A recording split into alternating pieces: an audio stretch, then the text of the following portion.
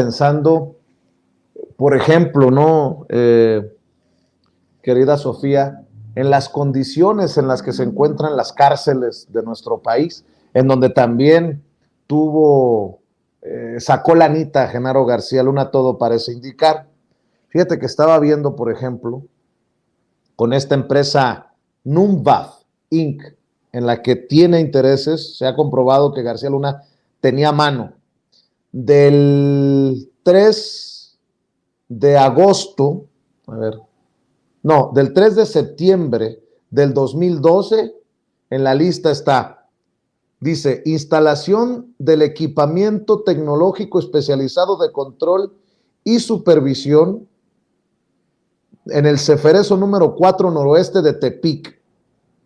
Y luego, el 2 de septiembre, instalación del equipamiento tecnológico especializado de control y supervisión del Ceferezo de Papantla. Miren, afortunadamente yo no conozco el Centro Federal de Readaptación Social ni de Tepic ni de Papantla, por obvias razones lo digo, pero qué cosas, ¿no? Días seguidos, días seguidos. No estoy hablando de un mes sí y un mes no, no, días consecutivos. Estoy hablando del 2 y el 3 de septiembre del 2012. Por una chambita, 10,36,995 dólares. En la otra chambita, 10,615,000 dólares. En la madre, en 2 días, esta empresa Numvav se metió cerca de 21 millones de dólares. ¿En manos de quiénes estábamos? ¿Cómo solapar esto? Perdón, mi querida Sofía, por ser tan específico, pero además, con todo el sarcasmo del mundo, los panistas tienen la razón, Claudio X tiene la razón, los priistas tienen la razón, los perredistas, los de MC. Esto de García Luna no es tan importante, hombre. Total, me imagino que han de pensar, pues ya se lo chingó. Mi querida Sofía, vamos por el segundo round.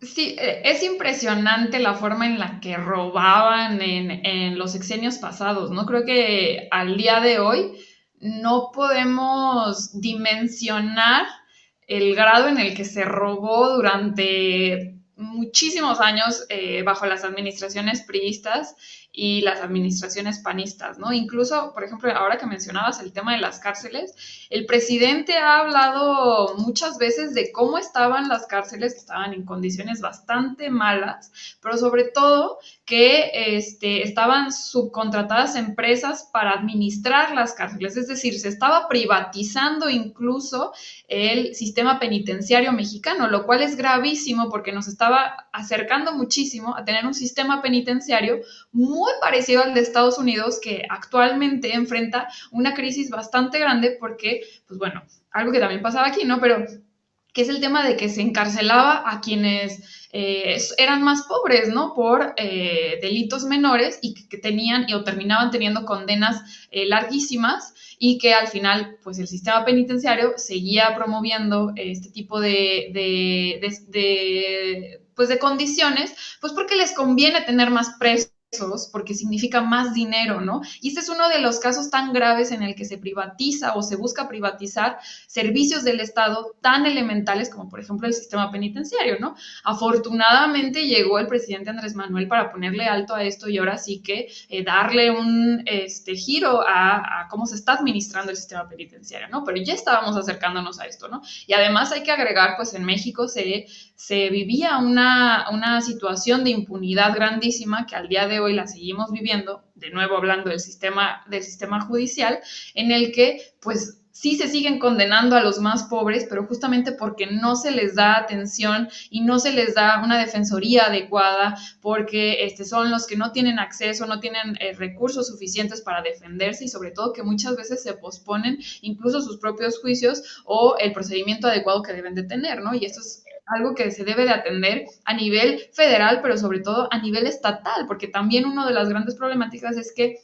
las fiscalías están fallidas, ¿no? Entonces, bueno, creo que hablar de esto nos empieza a abrir un montón de trincheras que siguen pendientes desde el lado de la justicia, sobre todo también de los negocios que había durante los sexenios neoliberales, y creo que también estamos viendo cómo los medios de comunicación estaban también involucrados de alguna u otra forma en este tipo de corrupción. No vamos a decir, por ejemplo, en los contratos de las cárceles, pues no, pero sí en lavarle la cara, como es el caso de Riva Palacio, en lavarle la cara a muchísimos políticos que lo único que hacían era robar con muchísimo descaro y seguir privatizando y hacerse de negocios al amparo del poder público, ¿no? Lo cual es muy grave porque pues estaban dejando cada vez a más gente en la pobreza, pero también estábamos perdiendo un montón de derechos que no nos estábamos enterando, ¿no? O que al menos la mayoría de la población no estaba tan al tanto justamente por la trinchera y el cerco mediático que estaban generando los medios de comunicación.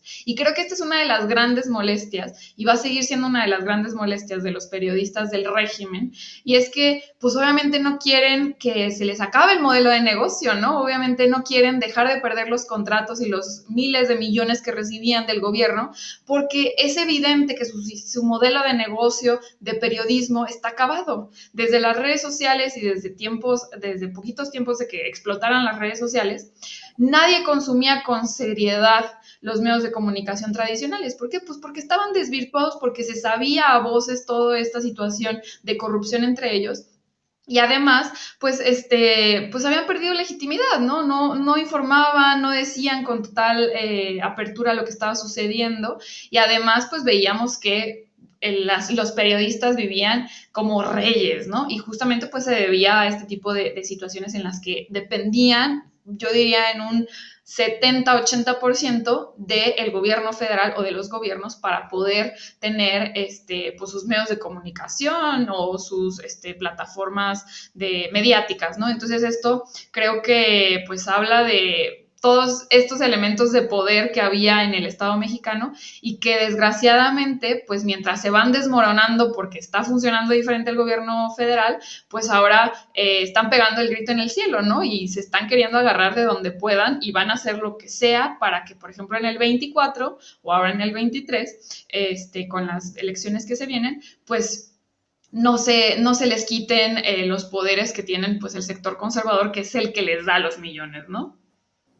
Y mientras reviso contratos de las empresas ligadas a Genaro García Luna, por ejemplo, un contrato, un pago de $170,975,000 en 2014 del CISEN por la adquisición y configuración de comunicación a Numbath Technologies.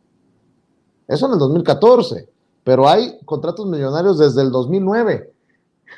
Este señor dejó de ser funcionario en el 2012 y había contratos de 17 millones, 25 millones de dólares, 26 millones, en fin. Mientras todo esto ocurre, se destapa, en el PRI se andan peleando, que si Miguel Ángel Osorio Chong, que si Alito Moreno. Bueno, ahora acusan a Alito Moreno, y no voy a ser yo el que lo defienda, que le está ayudando a Morena con tanto pleito. No, qué cosas están ocurriendo. Miren, yo no sé si Miguel Ángel Osorio Chong tiene la razón en el pleito con Alito Moreno, pero me conformaría que en estos momentos diera la cara el coordinador de los senadores del PRI y nos dijera cómo es que se le repartió tanta lana a las empresas ligadas a Genaro García Luna cuando él era secretario de Gobernación, porque hay que recordar que en tiempos de Peña Nieto, del gobierno priista de Peña Nieto, en el sexenio pasado, Osorio Chong era el que controlaba la seguridad.